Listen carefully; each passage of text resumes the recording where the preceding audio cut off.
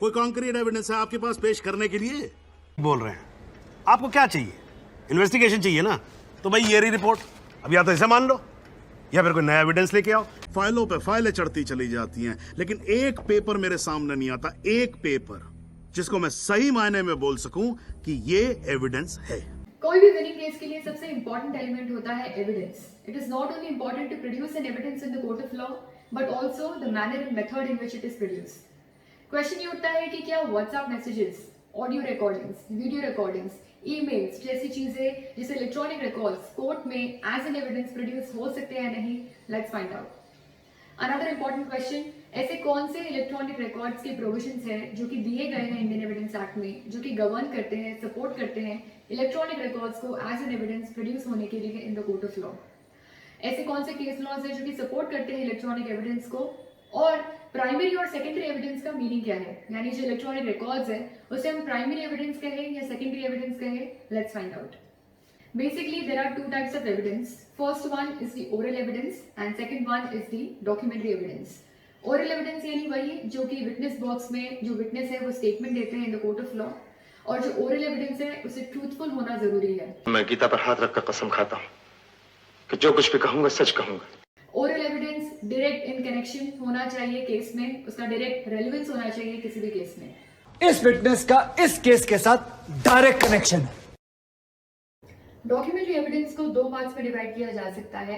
एक होता है प्राइमरी एविडेंस और दूसरा होता है सेकेंडरी एविडेंस। जो डॉक्यूमेंट्री एविडेंस है आप उसे प्राइमरी एविडेंस और सेकेंडरी एविडेंस भी टर्म कर सकते हो depending upon cases. Difference between the two, primary evidence यानी किसी भी चीज का ओरिजिनल रिकॉर्ड, डेटा या information, original piece of evidence. For example किसी भी मर्डर केस में एक मर्डर वेपन या ब्लड स्टेन क्लॉथ, इसे हम कहेंगे primary evidence which is the original piece of evidence in the case. और सेकेंडरी एविडेंस यानी ओरिजिनल पीस ऑफ एविडेंस का फोटोकॉपी जो कि निकाला जाता है किसी भी मैकेनिकल प्रोसेस से।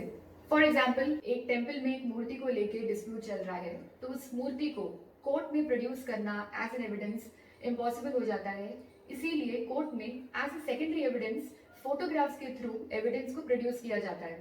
देयरफॉर यहाँ पे जो मूर्ति है जो कि टेम्पल में सिचुएटेड है उसे हम कहेंगे original piece of evidence which is the primary evidence, और यहाँ पे जो फोटोग्राफ्स है जो कि प्रोड्यूस होते हैं इन द कोर्ट ऑफ लॉ उसे हम कहेंगे सेकेंडरी एविडेंस। तो यहाँ पे जब प्राइमरी एविडेंस को कोर्ट में प्रोड्यूस करना इम्पॉसिबल हो जाता है किसी भी रीजन की वजह से, इसीलिए सेकेंडरी एविडेंस को प्रोड्यूस किया जाता है in the court of law. Now coming back to our original example which is the electronic evidence. अब यहाँ पे इलेक्ट्रॉनिक एविडेंस को इलेक्ट्रॉनिक डॉक्यूमेंट के थ्रू कोर्ट में प्रोड्यूस किया जा सकता है, लेकिन क्वेश्चन ये उठता है कि डॉक्यूमेंट में क्या क्या इंक्लूड करें। सबसे पहले ये इंपॉर्टेंट है कि डिवाइस और कंटेंट को डिफरेंशिएट किया जाए। डिवाइस यानी क्या? कंप्यूटर। और कंप्यूटर को डिफाइन किया गया है इंफॉर्मेशन टेक्नोलॉजी एक्ट में, और इसी डेफिनेशन को यूज किया गया है इंडियन एविडेंस एक्ट के अंदर। तो यहाँ पे जो कंप्यूटर है उसे इलेक्ट्रॉनिक डिवाइस के नाम से डिफाइन किया गया है, और इस इलेक्ट्रॉनिक डिवाइस में, इस कंप्यूटर में mobile phones, audio recorder, video recorder, camera जैसी चीजें भी इंक्लूड की गई है।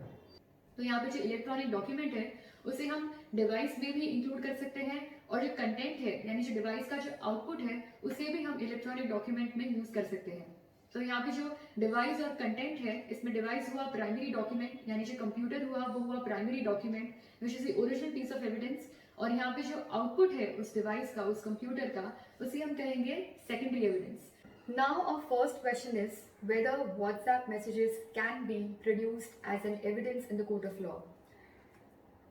ऐसे कई सुप्रीम कोर्ट और हाई कोर्ट के जजमेंट्स हैं जिसमें ये कहा गया है कि जो WhatsApp मैसेजेस है उन्हें आप यूज कर सकते हो as an evidence in the court of law. लेकिन कई ऐसे सुप्रीम कोर्ट और हाई कोर्ट के जजमेंट्स हैं जिसमें ये कहा गया है कि जो WhatsApp मैसेजेस है उसे एज एन एविडेंस नहीं इंक्लूड किया जा सकता इन द कोर्ट ऑफ लॉ। तो ऐसा क्या करें जिसकी वजह से जो व्हाट्सएप मैसेजेस है, जो करस्पॉन्डेंसेस है दो पार्टीज के बीच में जो कि हुए हैं व्हाट्सएप के थ्रू, उसे हम एज एन एविडेंस प्रोड्यूस कर सकें इन द कोर्ट ऑफ लॉ। तो यहाँ पे दो सेक्शंस दिए गए हैं जो कि न्यूली इंसर्टेड सेक्शंस है इन इंडियन एविडेंस एक्ट, और वो है section 65A and section 65B, जो कि दोनों ही गवर्न करते हैं इलेक्ट्रॉनिक रिकॉर्ड्स को, इलेक्ट्रॉनिक डॉक्यूमेंट्स या इंफॉर्मेशन को जो कि प्रोड्यूस किए जा सकते हैं as an evidence in the court of law. Now let's discuss the section 65A.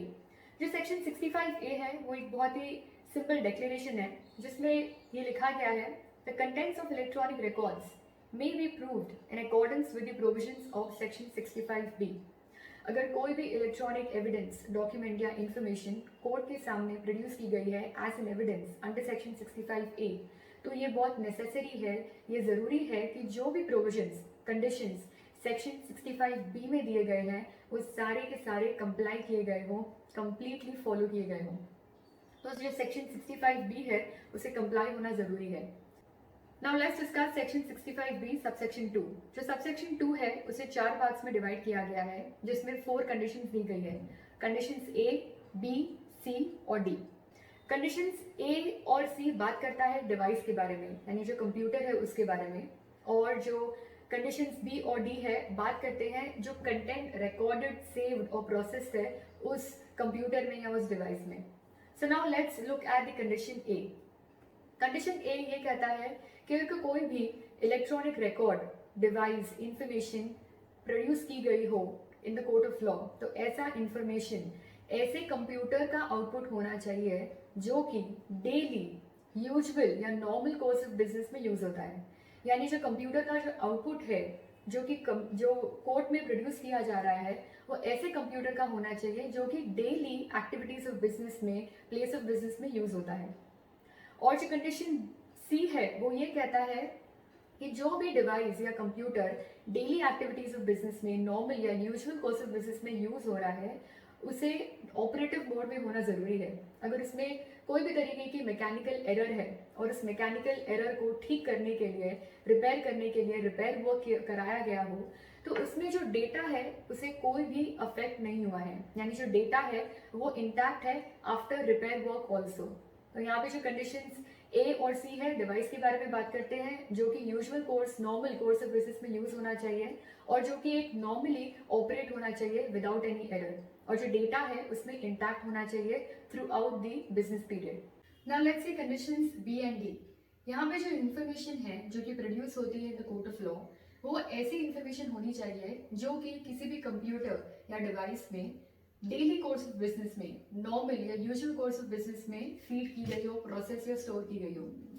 अगर जो पर्सन है इस ऐसे एविडेंस को, ऐसे इलेक्ट्रॉनिक रिकॉर्ड इन्फॉर्मेशन या डेटा को एज एन एविडेंस प्रोड्यूस करता है in the court of law, तो इसी पर्सन ने उसी कंप्यूटर में, अपने कंप्यूटर में, डिवाइस में इस डेटा, इन्फॉर्मेशन या रिकॉर्ड को स्टोर, फीड या प्रोसेस किया है, या उसी के किसी ऑफिस एम्प्लॉय ने या रिप्रेजेंटेटिव ने उसे स्टोर, फीड या प्रोसेस किया है। तो यहाँ पे जो इन्फॉर्मेशन है वो डेली एक्टिविटी ऑफ बिजनेस में फीड की जानी चाहिए उस कंप्यूटर या डिवाइस में। फॉर एग्जांपल किसी भी एडवोकेट के ऑफिस में 2 या 4 कंप्यूटर्स प्रेजेंट होते हैं, तो ये ऐसे कंप्यूटर्स होते हैं जो कि यूजुअल या डेली कोर्स ऑफ बिजनेस में काम आते हैं, और इसमें जितनी भी इंफॉर्मेशन रिकॉर्डेड होती है, ड्राफ्ट्स बनाए जाते हैं, ऑडियो या video recording originally feed, store या प्रोसेस की जाती है, इसे हम कहेंगे एक ऐसा इंफॉर्मेशन जो कि डेली या नॉर्मल या यूजुअल कोर्स ऑफ बिजनेस में फीड प्रोसेस होता है उस ओरिजिनल डिवाइस के अंदर। तो यहाँ पे जो कंप्यूटर है उसे हम कहेंगे प्राइमरी एविडेंस, और कंप्यूटर का जो आउटपुट है उसे हम कहेंगे सेकेंडरी एविडेंस, जो कि इंक्लूड होता है इलेक्ट्रॉनिक डॉक्यूमेंट में और जो कि प्रोड्यूस हो सकता है as an electronic evidence in the court of law. इस केस में व्हाट्सएप मैसेजेस को पेटिशनर्स ने प्रोड्यूस किया as an evidence in the court of law, जो कि कोर्ट ने एक्सेप्ट नहीं किया, क्योंकि यहाँ पे पेटिशनर्स ने जो व्हाट्सएप मैसेज है उसका ओरिजिनल सोर्स नहीं देखा था, ओरिजिनल सोर्स को प्रोड्यूस नहीं कर पाए थे in the court of law, as well as जो कॉपी है ओरिजिनल की वो भी प्रोड्यूस नहीं हुई थी, और इसीलिए यहाँ पे कोर्ट ने व्हाट्सएप मैसेजेस को एज एन एविडेंस एक्सेप्ट नहीं किया। यहाँ पे जो सेक्शन 65B है उसके प्रोविजंस को कंप्लाई होना बहुत जरूरी है। Let's see another case law. इस केस में बॉम्बे हाई कोर्ट ने व्हाट्सएप मैसेजेस को एज एन एविडेंस एक्सेप्ट किया। इस केस में SBI कार्ड्स और डिफॉल्टर के बीच में डिस्प्यूट चल रहा था, और जो SBI कार्ड्स है उन्होंने मैसेजेस सेंड किए थे उस डिफॉल्टर को, और ब्लू टिक की वजह से ये फैक्चुअली वेरीफाई हो गया कि जो रिस्पोंडेंट है, डिफॉल्टर है इस केस में, उन्होंने उन सारी मैसेजेस को एक्नॉलेज कर लिया था, रीड कर लिया था, और इसीलिए यहाँ पे ब्लू टिक की वजह से, फैक्चुअल वेरिफिकेशन की वजह से, उस एक्नॉलेजमेंट की वजह से यहाँ पे जो व्हाट्सएप मैसेजेस है उसे as a legitimate evidence use किया गया इस केस में। इस केस में व्हाट्सएप मैसेजेस को एक्सेप्ट किया गया as an evidence in the court of law, क्योंकि यहाँ पे जितने भी प्रोविजंस है इंडियन एविडेंस एक्ट के वो कंप्लाई हो रहे थे। यहाँ पे जो कम्युनिकेशन की गई थी दोनों पार्टीज के बीच में वो व्हाट्सएप के थ्रू की गई थी, जो कि एक सब्सटैंशियल एविडेंस है ओरल एग्रीमेंट का और जो कि एनफोर्सेबल है in the court of law. There is another very important subsection under section 65B, and that is subsection 4, which talks about certificates. Now there are varied judgments of Supreme Court and High Court regarding certificates under section 65B, which we will discuss in the next video. This was it for today, and yes, WhatsApp messages can be included as an evidence in the court of law if you follow all the provisions of section 65A and B. This was it for today. Thank you for watching till the end. We will see you in the next one.